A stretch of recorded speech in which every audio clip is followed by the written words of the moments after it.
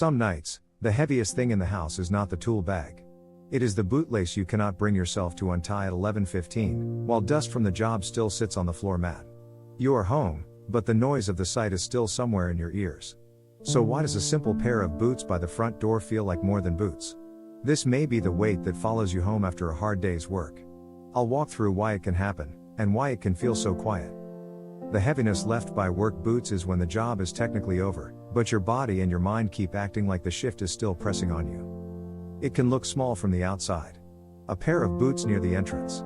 A shirt that still smells like sweat, iron, and cement dust. A hand that feels raw when it touches the wall. A back that feels older than it did that morning. Nothing dramatic has happened. No one is yelling. The house may even be calm.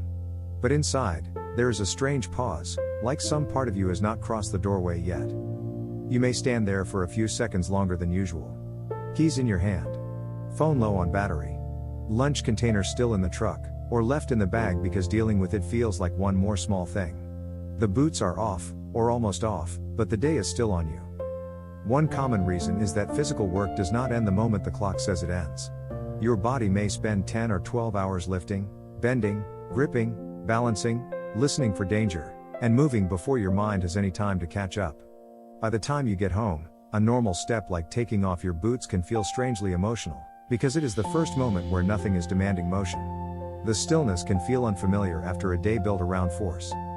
For a lot of people, it starts when being depended on becomes part of the uniform. You may not call it that, but the job can carry rent, food, family plans, overdue bills, a partner waiting for help, or a child who thinks you are stronger than you feel. So even when the tools are packed away, there is still a quiet pressure to walk in as the steady one, the one who can answer, lift, decide, and keep going. That can make the front door feel less like arrival and more like a second shift with softer lights. There's also a quieter reason. Some work leaves almost no space to be seen while it is happening. A wall goes up, a floor gets poured, a roofline changes, and people may notice the finished thing more than the hands that carried it there. So when you come home with dust on your boots and soreness in your palms, part of you may feel proud, and part of you may feel invisible. That mix can sit heavy, because the day took a lot from you, but gave very little language back. And this is where the boots become more than an object. They hold the proof of effort. They carry the mud, the dust, the tiny stones caught in the sole. They are ugly in a practical way. They did their job. And maybe that is why they can feel so personal. They stand by the door like a quiet witness. They know where you were all day. They know how early you left, how hot the air got, how many times you swallowed a complaint because there was no point saying it out loud. They know the exact weight of the work, even when no one else in the house knows how to ask about it. It's 11:15 at night, and the entryway light is the only light on. The rest of the place is quiet, maybe one room glowing faintly, maybe someone already asleep behind a closed door. You bend down to pull one boot off, and your hand pauses on the lace because your fingers feel stiff and scraped. You smell metal, old sweat, and cement dust rising from your shirt, and for a second you feel something almost like loneliness, even though you are not exactly alone. The worksite is silent now, but your ears still remember the machines, the voices, the sharp beeps, the scrape of material against material. You set one boot down, then the other, and they land with a dull sound that feels bigger than it is. If you've been there, you're not strange. You might know someone who lives like this. This is what it can look like when a body gets home before the rest of the person does. The strange part is that the feeling may not be sadness exactly. It may be a kind of heaviness with no clear sentence around it.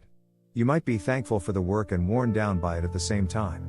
You might feel proud that you made it through the day, and also quiet because making it through took more than anyone saw. That contradiction can be hard to name. You are providing, but you also feel used up. You are strong enough to do the job, but tired of always being treated like strength is endless. You can walk through the door and still feel like part of you is standing in the dust outside. This is why the front door can become such a strange place. It is not fully work, and it is not fully rest. It is the thin line between the person who kept moving all day and the person who is allowed to stop. And sometimes, crossing that line takes more than turning a handle. A small thing that can help is giving that moment a little room instead of rushing past it. You might take 30 quiet seconds before entering the rest of the house, not to make the feeling disappear, but to let your body realize the shift has ended. Maybe one hand on the wall, one slow breath, one honest sentence in your head, that was a lot. This works because the day often piles up when there is no small place to land. You might also make one simple ritual around the boots. Not a big routine, not a performance, just one repeated action that tells your mind where the day ends. The boots go in the same spot, the laces loosen, the shirt goes straight to the laundry, the hands get washed with warm water until the dust is gone. It may seem too ordinary to matter, but ordinary things can tell your body, the noise is not here right now. Sometimes the smallest care is not about becoming a different person. It is about not treating your own tiredness like an inconvenience. A glass of water before answering questions. A clean shirt before checking messages. 2 minutes sitting on the edge of the bed before speaking like you are fine. These are not grand answers. They are small ways of letting the part of you that worked all day arrive home, too. There may also be a conversation hiding underneath this feeling, but it may not be ready all at once. You might not want to walk in and explain the whole weight of the day. You may not even know how. But over time, one plain sentence can be enough. I'm glad to be home, I'm just still carrying the day.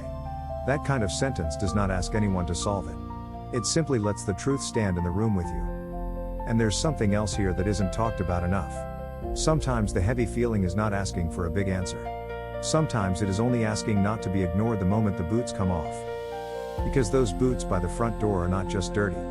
They are evidence. They say you showed up. They say your body spent itself on something real. They say a whole day passed through you, even if the house is quiet and no one knows how heavy it was. This is for people who build sturdy things and still come home feeling unsteady inside. The boots can stay by the door. The dust can wait.